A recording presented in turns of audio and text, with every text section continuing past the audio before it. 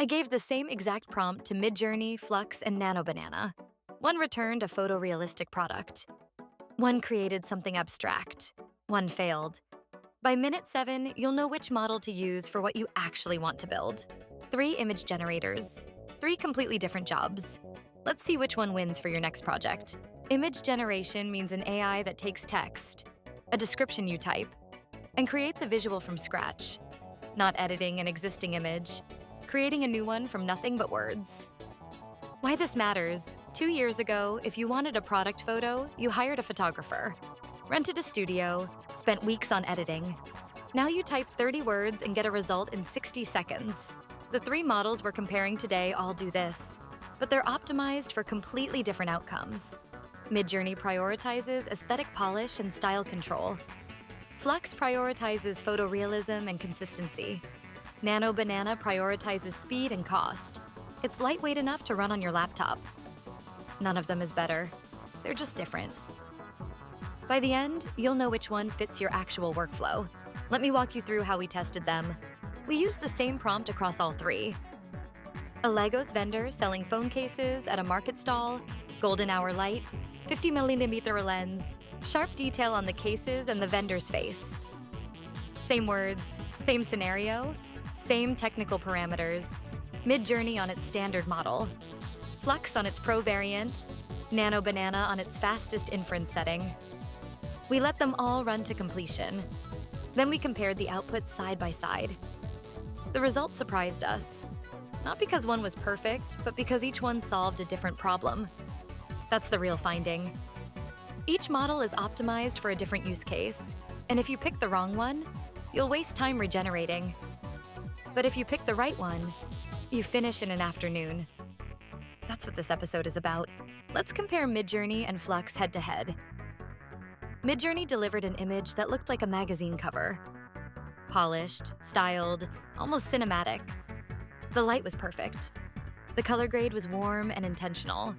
The vendor's expression felt alive. But here's the thing, it didn't look like an actual photo.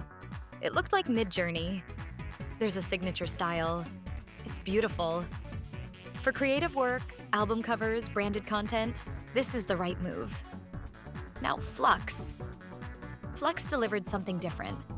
The image was photorealistic.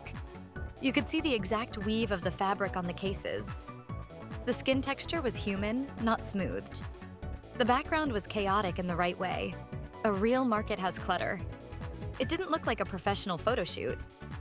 It looked like someone's actual phone camera. For product documentation, for realistic mock-ups, for this could have actually happened, Flux wins. But Flux is slower. One generation takes 40 to 60 seconds.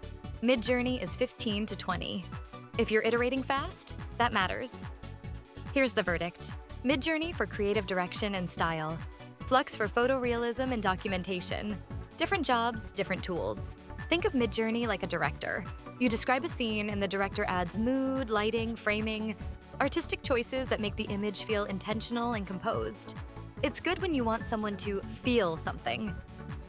Now think of Flux like a camera. You point it at reality and it captures what's actually there. It won't add mood. It won't enhance. It captures fidelity. For a product photographer selling phone cases on Jumia, fidelity is what converts. For a designer building a creative campaign for a consumer brand, the director's touch is what stops the scroll. With image generation, you're not choosing between worse and better. You're choosing between what story do I want to tell and what reality do I need to show. That choice determines the tool. Nano generated the same prompt in 8 seconds. 8 seconds?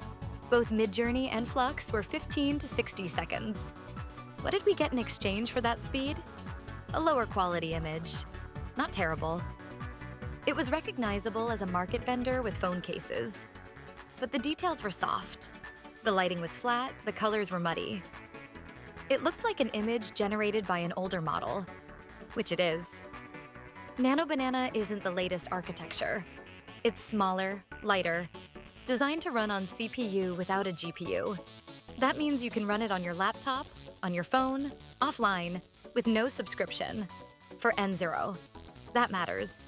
If you're iterating through 50 concepts in an afternoon, Nano wins. If you're building a final asset for a client or a product launch, Nano Banana loses. It's not about quality versus speed in absolute terms. It's about iteration versus polish. Fast and rough beats, slow and perfect when you're exploring. Slow and perfect beats, fast and rough when you're shipping. Pause here and screenshot this. This is the model selection matrix. Save it for the next time you start an image generation project. Ask yourself these 3 questions in order. Now let's talk about prompts. A bad prompt makes all 3 models fail equally. A good prompt makes all 3 models succeed, just in different styles. I've tested hundreds of prompts across these 3, and they all follow 3 patterns. First, be specific about what's in the image, not vague. Bad prompt, a nice market scene. Good prompt, a vendor at a market stall in Lagos selling phone cases in plastic cases, arranged in rows by color, golden hour light, 50mm lens equivalent framing, sharp focus on the cases and the vendor's face. Specificity is signal. The model doesn't guess, it executes. Second, include a technical parameter. Shot on Fujifilm X-T5, or 35mm film, or professional photography, or Unreal Engine render. This anchors the model's style. Without it, you get the model's default aesthetic. With it, you steer it. Third, include what you don't want. No blurry background, no text, no logo, no artificial lighting. Negative prompts matter as much as positive ones. These 3 patterns alone will make your generations 10 times better than your first attempt. A prompt template is a fill-in-the-blank structure you reuse every time. Instead of starting from 0, you have a skeleton that works. Here's one. A photograph of subject, setting, light, shot on camera or film, artistic direction, negative, what you don't want. Let me fill it in for a real example. A photograph of a woman holding a Kuda debit card, sitting at a desk in a modern co-working space in Lagos. Morning light, shot on Leica M11, clean corporate aesthetic, negative, blurry, artificial, watermark, text overlay. That's a template. Now change the subject, change the setting, change the camera. Same structure, same reliability. After you've generated 10 images using the same template, you'll know exactly what tweaks move the needle for your goals. Templates accelerate learning. Think of building an image generation workflow, like building a software pipeline. First, you pick your tool. Midjourney, Flux, or Nano Banana. That's your infrastructure. Second, you create a prompt template. That's your code. Third, you iterate. Change one variable, generate, evaluate, learn, then repeat. Fourth, once you know what works, you automate it. You batch generate variations. You don't think anymore. You just run the pipeline. Most people never reach step 4 because they stay in step 1 forever. Randomly trying tools, randomly writing prompts, never learning. The people who build in an afternoon have worked through all 4 steps already. They know their tool. They have a template. They've seen the pattern. Now they just execute. That's not talent, that's workflow design. Here's what we covered. 1. Midjourney is a creative director. It adds style and mood. 2. Flux is a camera. It captures fidelity and realism. 3. Nano Banana trades polish for speed, useful for iteration but not for final assets. 4. All 3 succeed with specific prompts, technical anchors, and explicit negations. And 5. Template-based prompts accelerate learning faster than random experiments. Pick your tool based on your job, not based on hype. Build a template. Iterate. Learn the pattern. Ship. That's the workflow. Quick check. You need to generate 50 product images for a Jumia listing by tomorrow evening. You want photorealistic detail, and you need to iterate fast. Which model do you start with? Is it A, Midjourney for style consistency? B, Flux for photorealism? Or C, Nano Banana for speed?